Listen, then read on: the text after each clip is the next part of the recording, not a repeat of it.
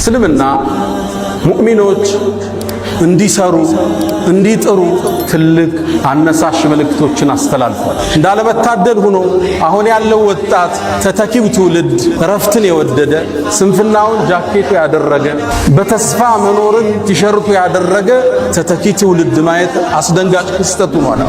የአላህ ምርጥ ባሮች የሚገኙት የሥራ ሜዳው ላይ ነው። ሪጃል አላቸዋል። የኔ ጀግኖች ባሮች እነዚህ ናቸው። ላ ቱልሂህም ቲጃረቱን ወላ በይዑን አን ዚክሪላህ የያዙት ቲጃራ የትኛውም ሥራ ወላ በይዑን መግዛትና መሸጥ አላህን ከማስታወስ ማያዘናጋቸው። የት ነው የሚገኙት? ሥራ ላይ ናቸው። በላብ ነው የሚያድሩት። የዘመድ ብር ከአሜሪካ ይጠብቁ። ከእናት ኪስ ተወስዶ ጫት ተቅሞ አይታደርም። ሪጃል አላቸዋል። የኔ ጀግና ባሮች እነዚህ ናቸው። ንግድ አላህን ከማስታወስ ማያዘናጋቸው። ግን የት ውስጥ ነው ያሉት? ንግድ ውስጥ ነው ያሉት። እስልምና ሰርቶ ማደርን ትልቅ ትኩረት ነው የሰጠው። ሐታ ዛሬ ያለንበት ቀን ሳምንታዊ ዒዳችን ነው የውሙል ጁማ። በዚህ ቀን እንኳን ስራ እንድንሰራ እስልምና ትልቅ ማነሳሻን አድርጓል። ስራ አድካሚ ነው። 10 ሞክረህ አንድ ነው የሚሳካል። 10 ፕሮጀክት ሞክረህ አንዱ ይሳካል። እንዲህ ነው የንግዱ ዓለም የሚኖር። አንዱ ሲወድቅብህ፣ አንዱ ስታክ ሲያደርግ፣ አንዱ ስትነሳ አንደኛው ላይ አላህ ይረዝቃል። ስራ መልፋት፣ በላብ ማደር ወጣቱን ልናስታውሰው ግድ ይላል። ዑስማን የነቢዩን 2 ልጆች ያገባ ዙኑረይን። ዑስማን ቀብር ሲያይ እንባው የማይቋረጥ የአላህ ባሪያ ነበር። ዑስማን ሌሊቱን ሙሉ ቁርአንን አኽትሞ የሚያድር የአላህ ምርጥ ባሪያ ነበር። ዑስማን ነቢዩ ዓለይሂ ሰላቱ ወሰላም በተደጋጋሚ የጀነት ያሉት ነው። አንድ እናታችን አይሻ ምን ትላለች? ነቢዩ ዓለይሂ ሰላቱ ወሰላም ባታቸው ተገልጦ ነበር። ሁለቱ ሰብሰብ ባረጉትና ተስተካክለው ቁጭ አሉ። ወጥተው ሲሄዱ እናታችን አይሻ ጠየቀች፣ የአላህ መልእክተኛ ለአቡበክርና ለዑመር ያላሳየውን ለዑስማን ምን ነው እንዲህ አይነት እንቅስቃሴ ያረግ ካለቻቸው ነቢዩ መሐመድ ሰለላሁ ዐለይሂ ወሰለም አላ አስተሕይ ሚመን ተስተሕይ ሚንሁ ልመላኢካ መላእክት ከሚያፍሩት የአላህ ባሪያ እኔ አላፍርም እንዴ? አልጠነቀቅም? ዑስማን ማለት ይሄ ነው። ግን ደግሞ ተወዳዳሪ አሁን ድረስ ያልተደረሰበት ነጋዴ ነበር። የንግድ አቅሙ ትልቅ ነው። በአሁን ዘመን የሰይድና ዑስማንን ሀብት ወደ ዶላር ቀይረውታል። ስንት ትጠብቃለህ? 600 ቢሊዮን ዶላር ነበር የዑስማን ብን አፋን። ዑስማን በቢዝነስ እንደበለጠው ገባው። የሁዳው መጣና አንተ ዑስማን ወይ በቃ ሙሉን ጠቅልለዋል። 20 ሺህ ድርሃም አውጥቶ ያንን ሙሉ ጉድጓድ ውሃ ገዛና ለሙእሚኑ ወቅፍ አረገው። ለነቢዩ መጣና የአላህ መልእክተኛ ይሄው ይሄ ጉድጓድ ውሃ ለአላህ አድርጌዋለሁ አለ። ጀነትን ተረከበ። የዛሬ 1400 ዓመት የነበረ ባለሀብት አሁን ሐረም ላይ ፎቅ አለ። ምን ትላላችሁ? ንግዱ እንዴት ነው የነገዱት? እንዴት ነው ሰርተውበት? ፊ ሐርን ሸዲድ ወሰፈሪን በዒድ ወዐዱዊን ቀዊይን ዐኒድ። ከባድ ተፋላሚ የሩም ጦር ነው ያለው። ሰፈሩ ሩቅ ነው፣ ፀሐይ ነው፣ መጓጓዣ ያስፈልጋል። ዑስማን ተነሳ። የአላህ መልእክተኛ 100 አላቸው ግመል ቢአሕላሲሃ ወአክታቢሃ 100 ግመል ከነሙሉ ትጥቁ አላት። ነቢዩም ሰለላሁ ዐለይሂ ወሰለም አላሁመ ከዑስማን እኔ ወድጃለሁ አንተ ውደዳ። በረቀነ ዑስማን የአላህ መልእክተኛ 100 ጨምሬያለሁ አለ። አላህ ወይ እኔ ከዑስማን ወድጃለሁ አንተ ውደዳ። የአላህ መልእክተኛ ሌላ 100 ጨምሬያለሁ አለ። ከነሙሉ ትጥቁ ነብዩ በጣም ደስ አላቸው። ዞር አለና 1000 የወርቅ ሳንቲም ይዞ መጣ። እጃቸው ላይ አፈሰሰው። ነብዩን አለይሂ ሰላቱ ወሰለም የአላህ መልእክተኛ ይሄን የወርቅ ሳንቲም አነሱላ እያገላበጡ ማ ضر ዑስማን ما فعل بعد اليوم ዑስማን ከዚህ በኋላ የሚሰራው ወንጀል አይጎዳው እንኳን ወንጀል ማይሰራው ما على عثمان ما فعل بعد اليوم። እስልምና ሰርቶ በማደር የሚያምን በላብ የሚያምን ሃይማኖት ነው። ከሰው እጅ መቀበልን የሚጸየፍ መለመንን የማይደግፍ ድሃን የሚወድ ድህነትን የሚጠላ ሃይማኖት ነው ያለው። ሰይድና ዑመር ድህነትን ሰው ሆኖ ባገኘው ገለው ነበር እንዳለ። እስልምና ድሃን ነው የሚወድ። አልተሳካለት ሊሆን ይችላል። ጧሪ አጥቷል፣ ትደግፈዋለህ፣ ትደጉመዋለህ፣ እንዲሰራ ታበረታተዋለህ። ተመጽዋች እንዲሆን አታደርግ። ነብዩ አለይሂ ሰላቱ ወሰላም አንዴ ወጡ መርካቶ ላይ ገበያውን ይቆጣጠሩ ነበር። ጠጋሉና እጃቸውን አንድ ምግብ ስር ሲከቱት እርጥበት አገኙ።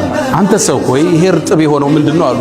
የአላህ መልእክተኛ አሳበት ሰማ ዝናብ አግኝቶት ነው አላቸው። ታዲያ ከላይ አታደርገው የሚገዙት እንዲያዩት አለ። ተመልከት የእስልምናን ጽዳት።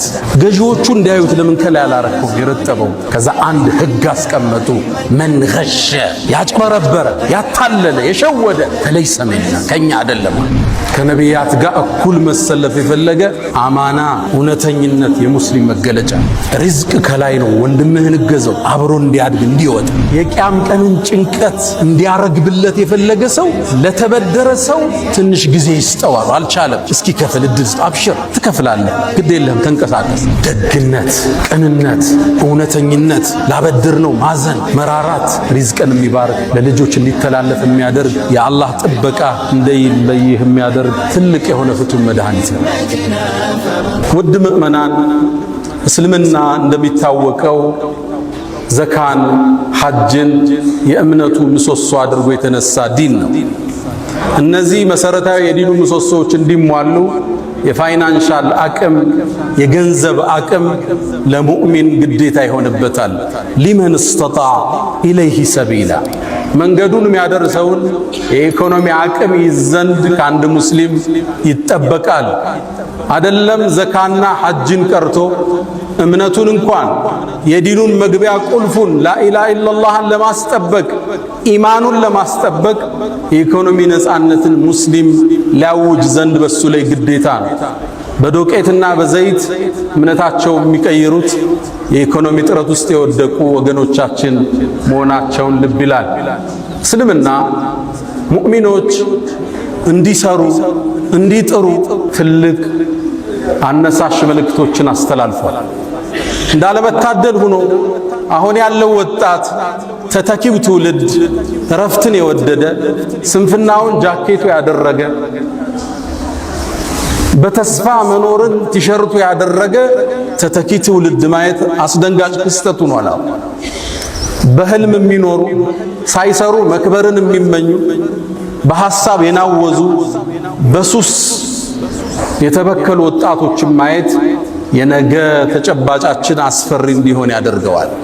ሳይሰሩ መክበር ዌልዝ ዊዛውት ወርክ ያለ ስራ መክበር፣ ቁጭ ብሎ ማለም፣ አየር ላይ ዝም ብሎ እንደሚታፈስ ማሰብ በሰፈነበት አዲሱ ትውልድ ውስጥ ዛሬ በዚህ ሚንበር ላይ ስለ ስራ ለፍተው እንዲያድሩ በላባቸው እንዲያድሩ ልናሳሳቸው ግድ የሚለን ወቅት ላይ ደርሰናል።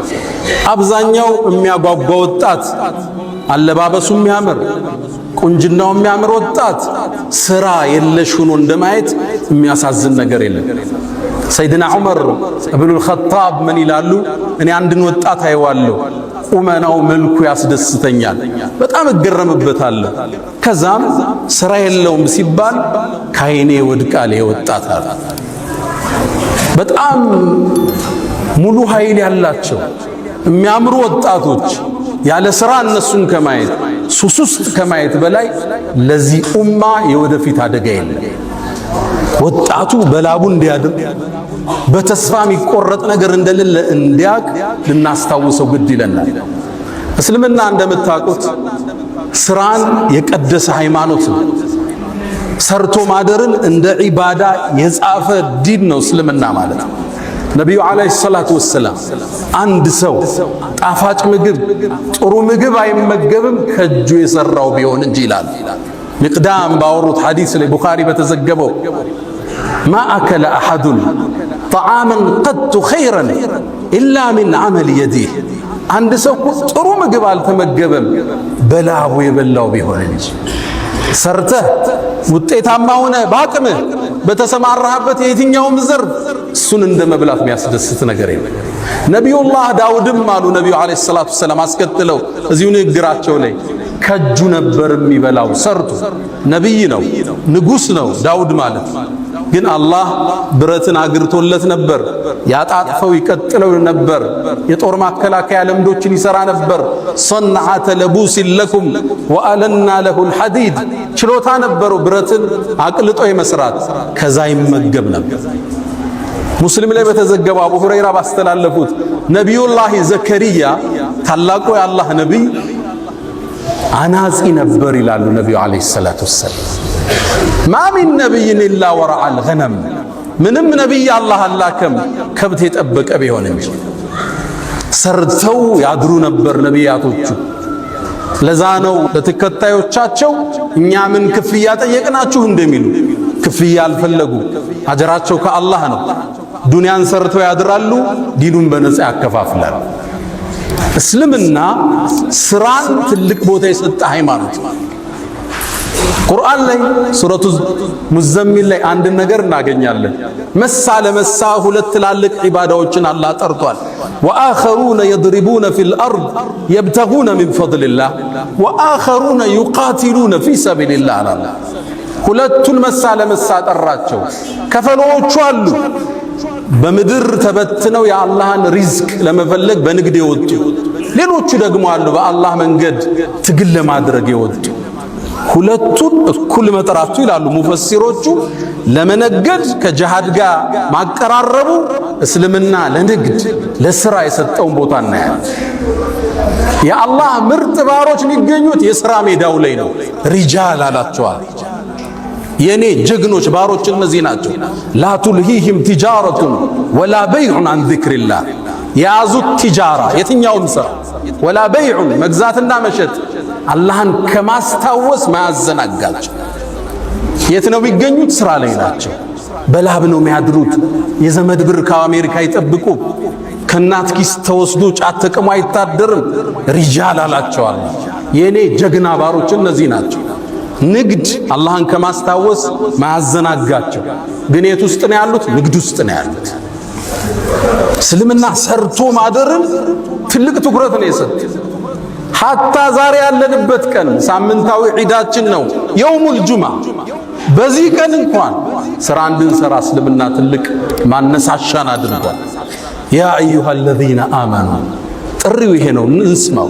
እናንተ ያመናችሁ ምእመናኑ ኢዛ ኑድየ ሊሰላት ሚን የውሚል ጁምዓ፣ የጁምዓ ቀን ለሶላት ጥሪ ሲደረግ ወደ መስጂድ ነው አላህ። የት ውስጥ ነበሩ? ንግድ ውስጥ ነበሩ። ወዘሩል በይዕ፣ ንግዱን ለጊዜው አቁሙታል።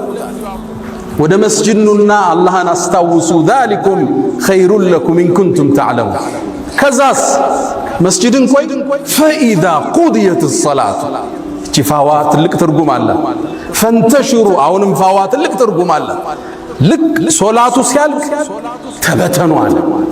ወብተጉ ሚን ፈድሊላህ፣ የጌታችሁን ጸጋ ሰርታችሁ ፈልጉ። ወዝኩሩላህ ከሲረን፣ በስራችሁ ላይ ደግሞ አላህን አስታውሱ። ረዛቁ እሱ ነው። ወፊ ሰማይ ሪዝቁኩም፣ ምድር ላይ ሰበቡን ያለ ሪዝቁ ከላይ ነው የሚቆረጠው። ወዝኩሩላህ ከሲረን ለዓለኩም ቱፍሊሑን። የጁምዓ ቀን እንኳን እንድናርፍ ያልፈቀደ ዲን ነው ያለ። ስራ በላብ ማደር መልፋት የዲነል ኢስላም አርማው ነው። ይህ ወጣት ቁጭ ብሎ እንዳያስብ፣ በህልም እንዳይዋልል፣ ድንገት ብር የሚገኝበት አለ ሲባል የኢሉሚኒቲ አባሉኝ 500 ሺህ ላግኝ ብሎ እንዳይሰክር እስልምና ያሰመረውን መንገድ ልንጠቆመው ግድ ይላል። በአቋራጭ መክበር የለም። ወጣቶች በአቋራጭ ለመክበር ሲስተም ውስጥ መኖር አለ። መንገዱ ላይ ያለ ስትማስን ፓስወርዱን ታገኘዋለህ። ያኔ ትዘላለህ። ማንኛውም ነጋዴ፣ ማንኛውም ሀብታም ለመሆን ሲስተም ውስጥ ያልፋል። ድንገት ይገጥማል፣ ትወጣለህ። ድንገት ግን ያለ ስራ ትልቅ ብርን ብታገኝ ውጤታማ አይደለም። ልብ በሉ፣ አሜሪካ ውስጥ ሎተሪ ከደረሳቸው አብዛኛው ሰዎች ውስጥ አብዛኞቹ ያን ብር በዓመት አጠውታል። ስራ የላቸው፣ እቅድ የላቸው፣ የዘረጉት ሲስተም የለም። የሆነ ሚሊዮን ብር መጣ፣ ምን ያድርጉት? መኪና ስትገዛ ስትቀይረው፣ ቤት ስትገዛ ስትቀይረው ብሩ የለው። ሲስተም ውስጥ ካለ የሥራው መስመር ላይ ካለ ያን ብር እዛ ውስጥ ነው የምትከተው። ቡስት ያደርጋል፣ ይሰፋል። ዝም ብሎ መክበር የለም። ወጣቶች እንዳታልሙት። ስራ አድካሚ ነው። 10 ሞክረህ አንድ ነው የሚሳካል። 10 ፕሮጀክት ሞክረህ አንዱ ይሳካል። እንዲህ ነው የንግዱ ዓለም የሚኖር። አንዱ ሲወድቅብህ፣ አንዱ ስታክ ሲያደርግ፣ አንዱ ስትነሳ፣ አንደኛው ላይ አላህ ይረዝቃል። ስራ መልፋት፣ በላብ ማደር ወጣቱን ልናስታውሰው ግድ ይለናል። በእስልምና ታሪክ የእኛ ተምሳሌቶቻችን የነቢዩ ዓለይሂ ሰላቱ ወሰላም ሰሃቦች ናቸው። ቁል አልሐምዱሊላህ ወሰላሙን ዐላ ዒባዲሂ አለዚነ እስጠፋ። ቁል አልሐምዱሊላህ፣ ምስጋና ለአላህ ይሁን። ወሰላሙን ሰላምም ይስፈን አላ ዒባዲሂ አለዚነ እስጠፋ አላህ ለመረጣቸው ባሮቹ። ሐሰኑል በስሪ ምን አለ? እዚህ የተጠቀሱት የነብዩ ባልደረቦችን ነው አለ ሰለላሁ ዐለይሂ ወሰለም። እነዚህ የኛ ሞዴሎች ናቸው። ከአስሩ አንድ ቦታ ላይ የጀነት ከተባሉ ሰሃባዎች ውስጥ 6ቱ የዛ ዘመን መልቲ ሚሊዮነሮች ነበሩ። ዛሬ አንዱን እናውሳ። ዑስማን ብኑ አፋን ረዲየላሁ ተዓላ ዐንሁ። ዑስማን የነብዩን 2 ልጆች ያገባ ዙኑረይን አማቻቸው ነው። በ2 ልጅ ይዛመዳቸዋል። ዑስማን 3ኛው ኸሊፋ ነበር። ዑስማን ቀብር ሲያይ እንባው የማይቋረጥ የአላህ ባሪያ ነበር። ዑስማን ሌሊቱን ሙሉ ቁርአንን አኽትሞ የሚያድር የአላህ ምርጥ ባሪያ ነበር። አመን ሁወ ቃኒቱን አና አለይል የተባለው ሰሃባ እሱ ነው። ዑስማን ነቢዩ ዓለይሂ ሰላቱ ወሰላም በተደጋጋሚ የጀነት ያሉት ነው። ጀነትን ከነቢዩ እጅ የገዛ ሰሃባ ነው ዑስማን። ነቢዩ የተለየ ክብር የሚሰጡት ሰሃባ ነው፣ ተከታያቸው። አንድ እናታችን አይሻ ምን ትላለች? ነቢዩ ዓለይሂ ሰላቱ ወሰላም ቤታቸው ቁጭ ብለው አቡበክር መጣ፣ የሆነ ጉዳይ ሊያማክራቸው ገባ፣ አውርቷቸው ወጣ። ዑመር መጣ፣ እንደተቀመጡ ነው አወሩት። ከዛ ዑስማን ሲገባ ባታቸው ተገልጦ ነበር። ሁለቱ ሰብሰብ ባረጉትና ተስተካክለው ቁጭ አሉ።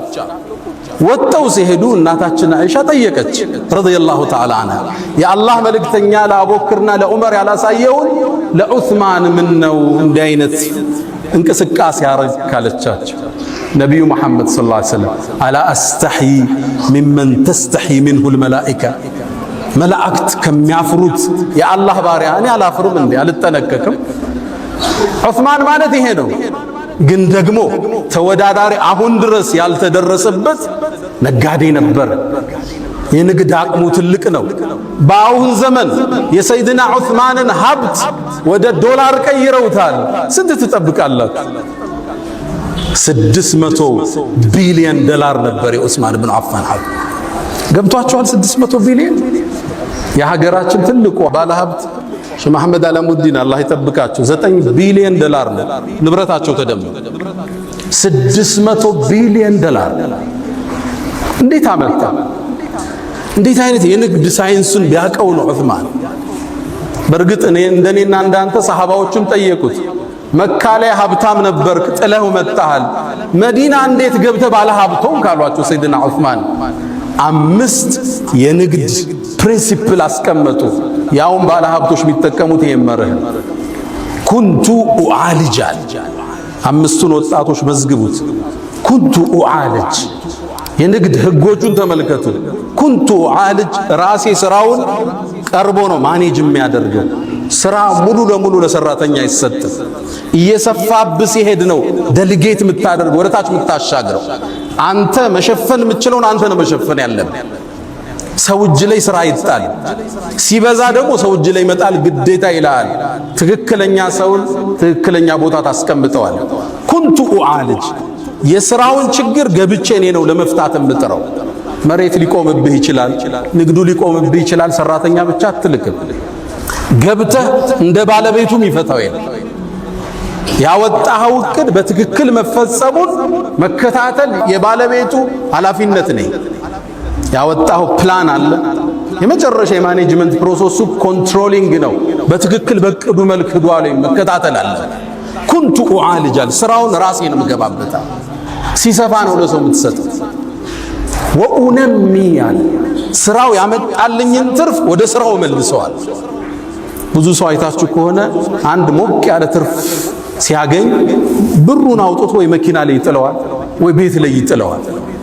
ስራው ገንዘብ ሲራብ ታየዋለህ። ስራው እዛው ላይ ነው የምመልሰው። ትንሽ አንስቼ ወኡነሚ አለ ዑስማን ብኑ አፋን። 3ኛ የንግድ መርሁ ላ አዝደሪ ሪብሓን አለ፣ ትርፍን አላቃልልም። በተገኘው ትርፍ ሽጠው ይወጣሉ ሰይድና ዑስማን። መርሃቸው ይሄ ነው። ትንሽ ነው የትርፉ እስኪጨምር ይቆይ አቋም የላቸው። ማገላበጥ ነው የዑስማን የንግድ ፕሪንሲፕላቸው። ስታስገላብጥ ጥሩ ገዢ ታገኛለህ፣ በትንሽ ትርፍ ትሸጥ። አዲስ ደንበኛ ታገኛለህ። ኦልድ ስቶክ ያስቀመጥከው ይወጣና አዲስ ትከታለህ። የዑስማን የንግድ መርህ በተገኘው ትርፍ ማገላበጥ ነው። በማገላበጥ ውስጥ ገንዘቡ ይንቀሳቀሳል፣ ንግዱ ይንቀሳቀሳል። አዳዲስ ደንበኛ ታገኛለህ። እነዛ እስኪጨምር ብሎ የያዙ ሰዎች እስኪሸጡ አንተ ጨርሰህ ወጣል። ቃል ለአዝደሪ ሪብሐን ትርፍን አላቃልም፣ የተገኘው መሸጥ። የዑስማን አራተኛ የንግድ መርሃቸው ላ አሽተሪ ሸይኸን ያረጀን አልገዛም። ማርኬቱ ላይ የጠገበ ማርኬት ይኖራል፣ እሱን አልገዛም። ከትንሽ ይገዙትና አፋፍተው ነው የሚሸጡት። አሊያም ደግሞ ጊዜ የወጣበት ለምሳሌ ክረምቱ ሲወጣ የክረምት ጃኬት አታመጣ። ብዙ ነጋዴ አይታችሁ ከሆነ ቴምር ይጭናል። ቴምሩ የሚደርሰው ግን ሮመዳን ከወጣ በኋላ አርጅቷል ማርኬቱ ማለት ነው። ብዙ ጊዜ ከረመዳን በኋላ ይገባባቸውና አንዋር መስጂድ ላይ አንዳንድ ቆርቆሮ እያደረገ ይቸረችራል አይደል? ያለንበትን ነው የምነግራችሁ።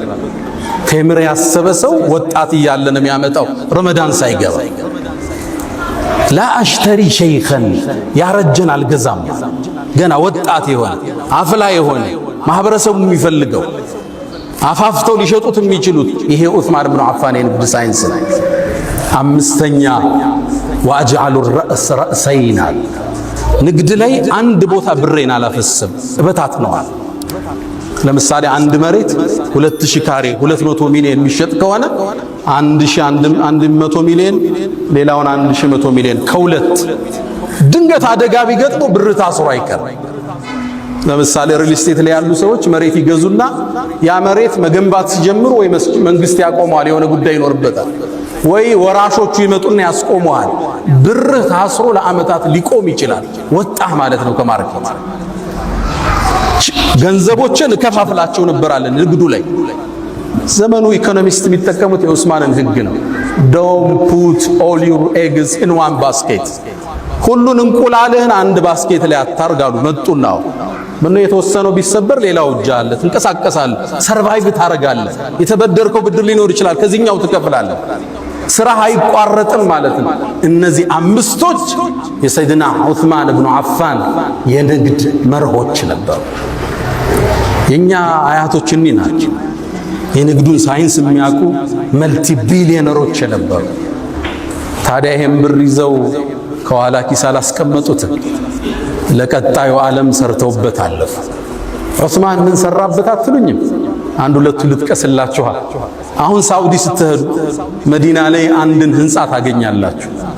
የሰይድና ዑስማን ብኑ አፋን ፎቅ አለ፣ ህንፃ፣ ሆቴል። እንዴት ገነቡት? ካርታው በስማቸው ነው ያለው፣ መሬቱ በስማቸው ነው የተጻፈ። ባንክ ላይ አካውንት አላቸው። የአካውንቱ ስም ዑስማን ብኑ አፋን ይላል።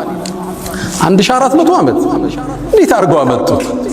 ነገሩ ወዲህ ነው። ነቢዩ ዓለይሂ ሰላቱ ወሰላም ሰሃቦቹን ይዘው ወደ መዲና ሲገቡ መዲና ላይ የሚጠቀሙበት ጣፋጭ ውሃ አለ፣ ቢዕሩ ሩማህ ይባላል። ይህን ደግሞ የያዘው ባለቤቱ አንድ ይሁዳ ነው። ሰሃቦቹ በጣም ገቡ። ውሃ ለመጠጣት ትንሽ ሲቀዱ አንድ እፍኝ ቴምር ይከፍሉት ነበር። ሰሃቦቹ ደግሞ ስደተኛ ናቸው፣ ብር የላቸው። ነቢዩም ዓለይሂ ሰላቱ ወሰላም ሰለላሁ ዐላ ረሱሊላህ ይሄን ችግር ሲያዩ አንድ ጥሪ ያቀረቡ።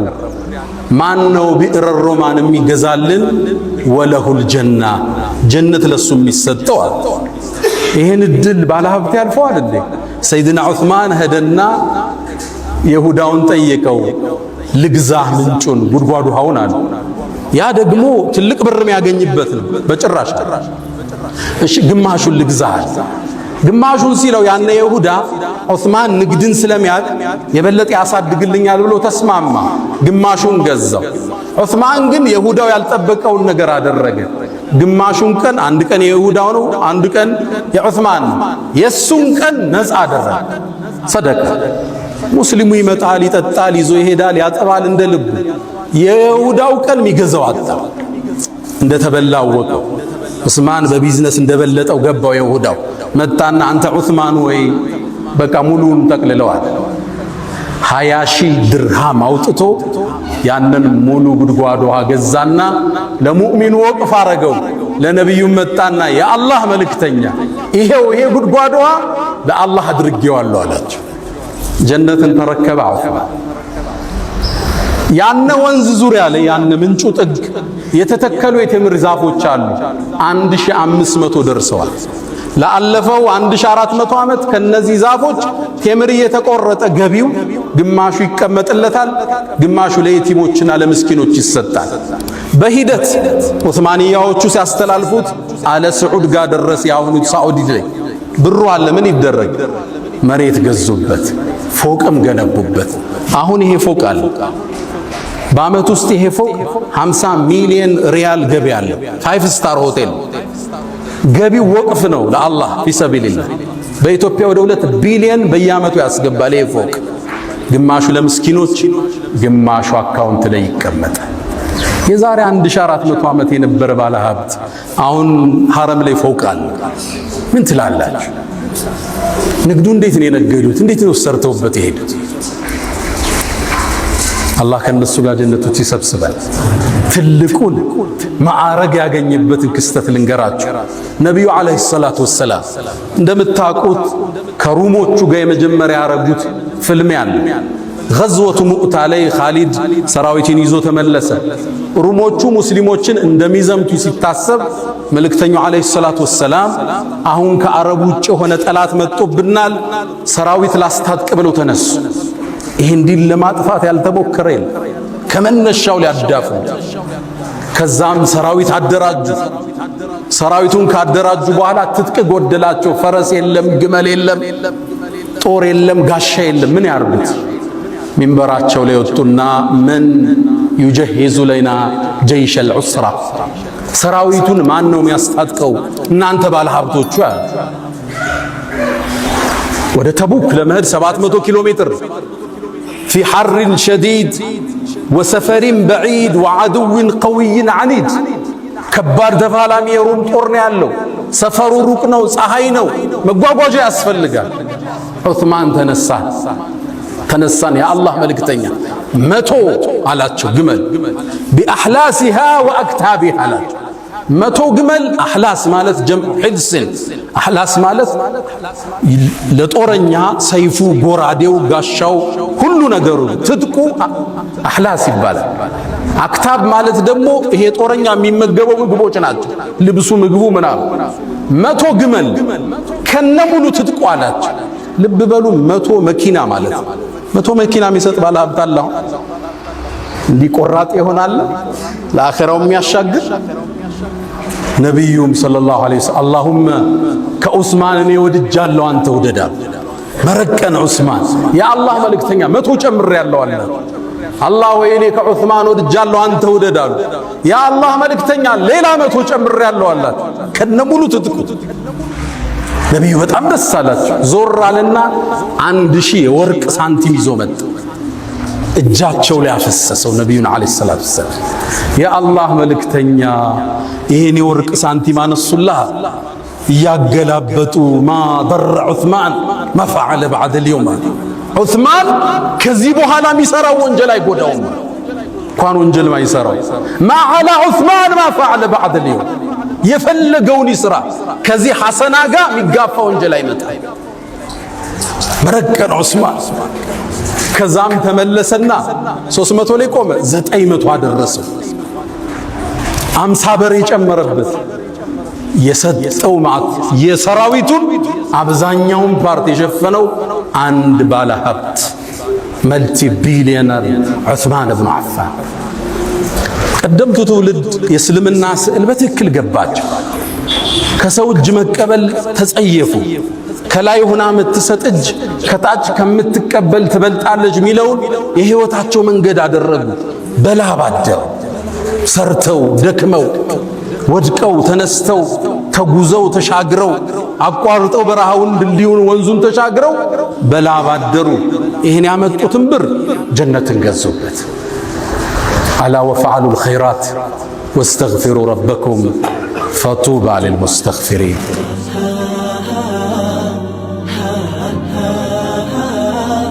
الحمد لله على إحسانه والشكر له على تفضله وامتنانه ولا إله إلا الله تعظيما لشانه وصلى الله وسلم على رسوله وإخوانه.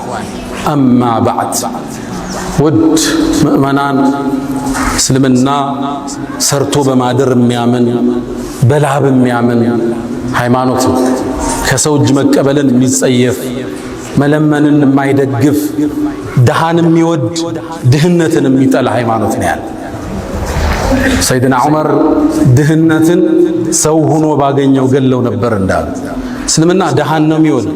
አልተሳካለት ሊሆን ይችላል። ጧሪ አጥቷል፣ ትደግፈዋለህ፣ ትደጉመዋለህ፣ እንዲሰራ ታበረታተዋለህ። ተመጽዋች እንዲሆን አታደርገው። ታዲያ በትክክል ለነገደ ሰው ሽልማቱ ትልቅ ነው። እስኪ ነጋዴዎች ልንከተል የሚገባውን አንድ ሁለት መርህን እናድርግና እንቋጭ። የመጀመሪያ አታጅሩ ሶዱቁል አሚን። ስንነግድ ማግበስበስ አይደለም፣ በረካው እንዳይነሳ ያ ብር ለልጅ እንዲተርፍ ስድቅ፣ እውነተኝነት፣ አማና፣ ታማኝነት ይፈልጋል።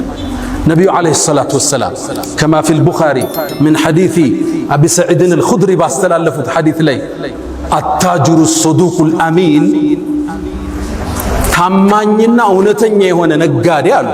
ደረጃውን ስሙት፣ አስደንጋጭ ማአን ነቢይን፣ ደረጃው ከነቢያቶች ጋር፣ ወስዲቂን ከስዲቆች ጋር፣ ወሹሃዳ በአላህ መንገድ ከተሰዉት ጋር ከነሱ ጋር። ብር እኮ አላወጣም፣ ሶደቃ አልሰጠም፣ ዘካውን ሊያወጣ ይችላል።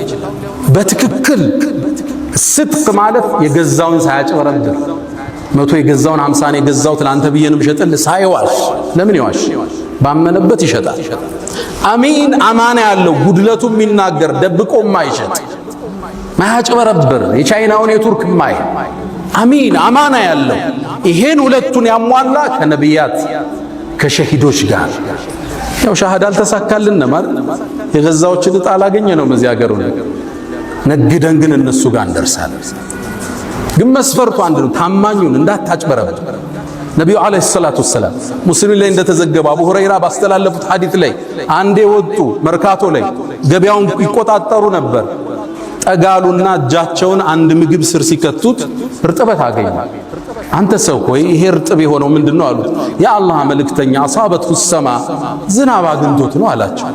ታዲያ ከላይ አታደርገው የሚገዙት እንዲያዩት አለ። ተመልከት የእስልምናን ጽዳት። ገዢዎቹ እንዲያዩት ለምን ከላይ አላረከውም የረጠበው? ከዛ አንድ ህግ አስቀመጡ።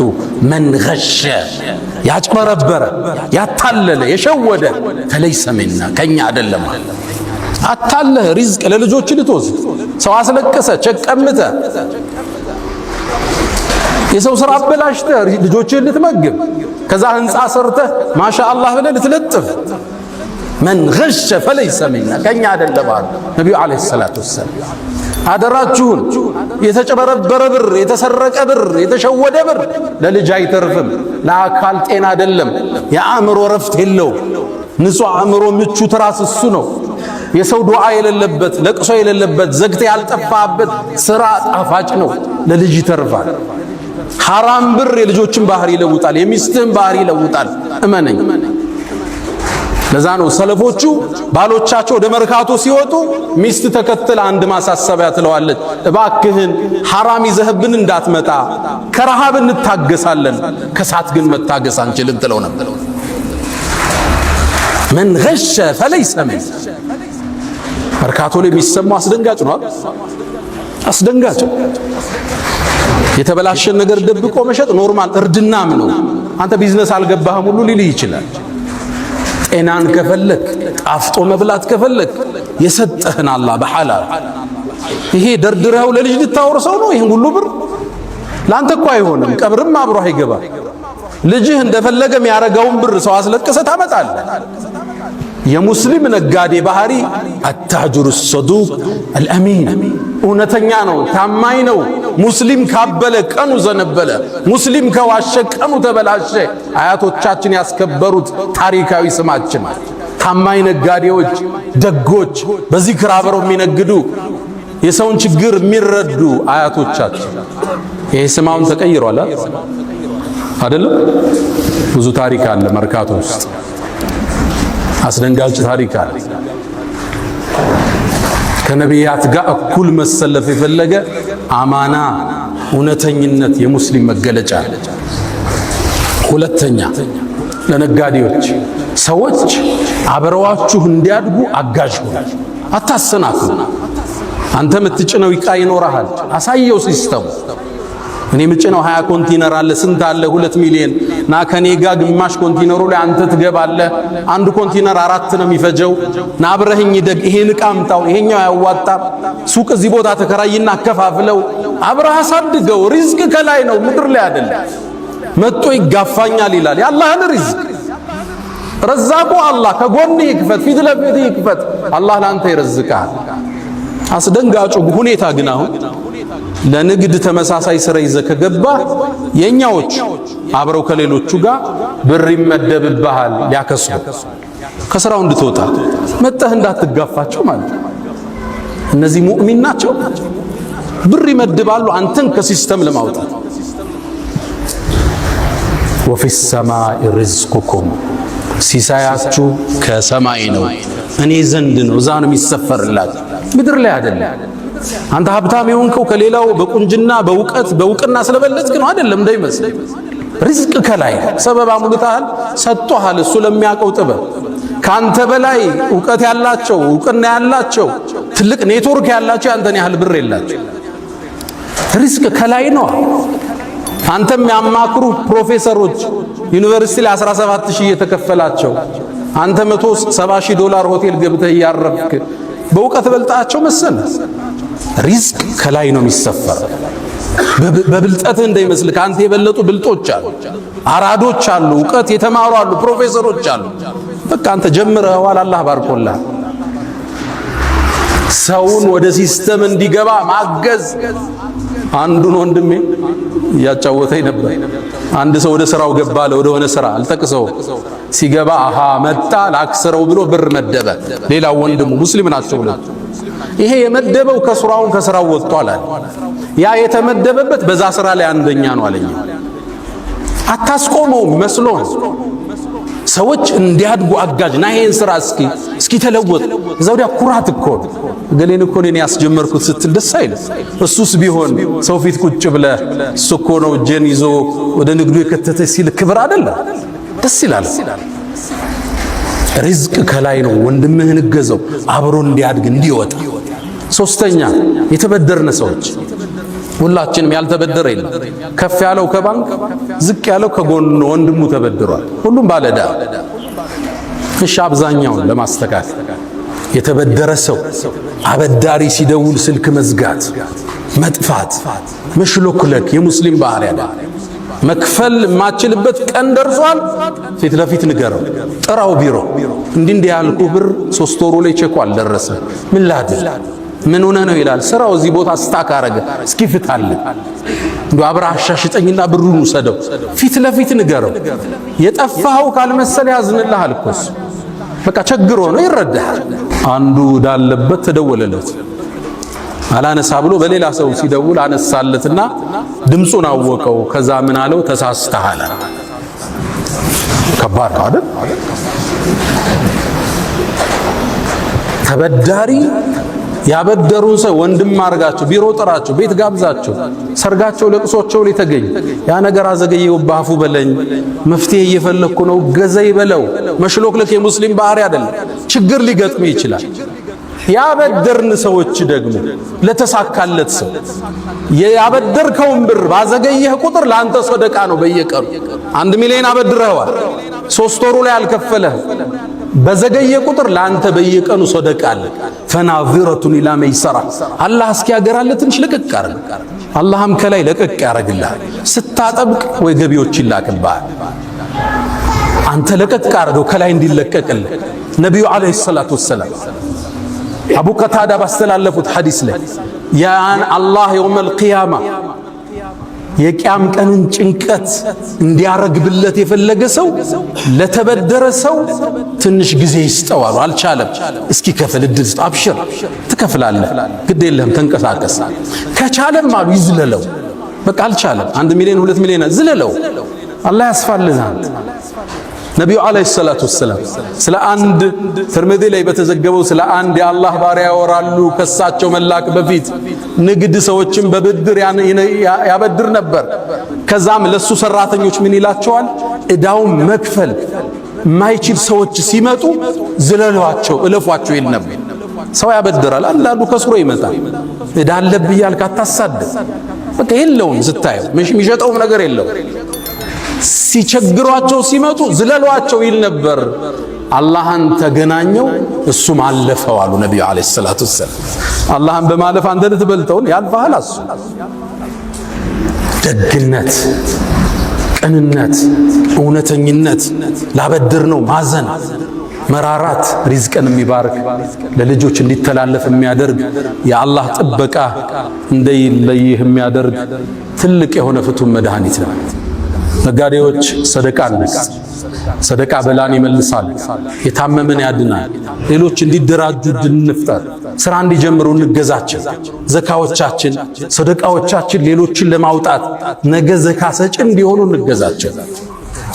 يا من تحبون النبي محمد صلوا عليه وسلموا طول المدى فصلاتكم وسلامكم نورا لكم بأمسكم وبيومكم ولكم غدا إن الله وملائكته يصلون على النبي يا أيها الذين آمنوا صلوا عليه وسلموا تسليما اللهم صل على محمد وعلى آل محمد كما صليت على إبراهيم وعلى آل إبراهيم وبارك اللهم على محمد وعلى آل محمد كما باركت على إبراهيم وعلى آل إبراهيم في العالمين إنك حميد مجيد اللهم أعز الإسلام والمسلمين وأذل الشرك والمشركين اللهم احمي حوزة الدين اللهم وحد صفوفنا وتول أمرنا اللهم لا تدع لنا في مقامنا هذا ذنبا إلا غفرته ولا هما إلا فرجته ولا دينا إلا قضيته ولا عسيرا إلا يسرته ولا مسجونا إلا فككته ولا مريضا إلا شفيته ولا غائبا إلا رددته ولا حاجة من حوائج الدنيا والآخرة إلا قضيتها يا أرحم الراحمين اللهم انصر أهل غزة العزة اللهم انصر الإسلام والمسلمين اللهم اشف صدور المسلمين اللهم ربنا آتنا في الدنيا حسنة وفي الآخرة حسنة وقنا عذاب النار ألا فأقم الصلاة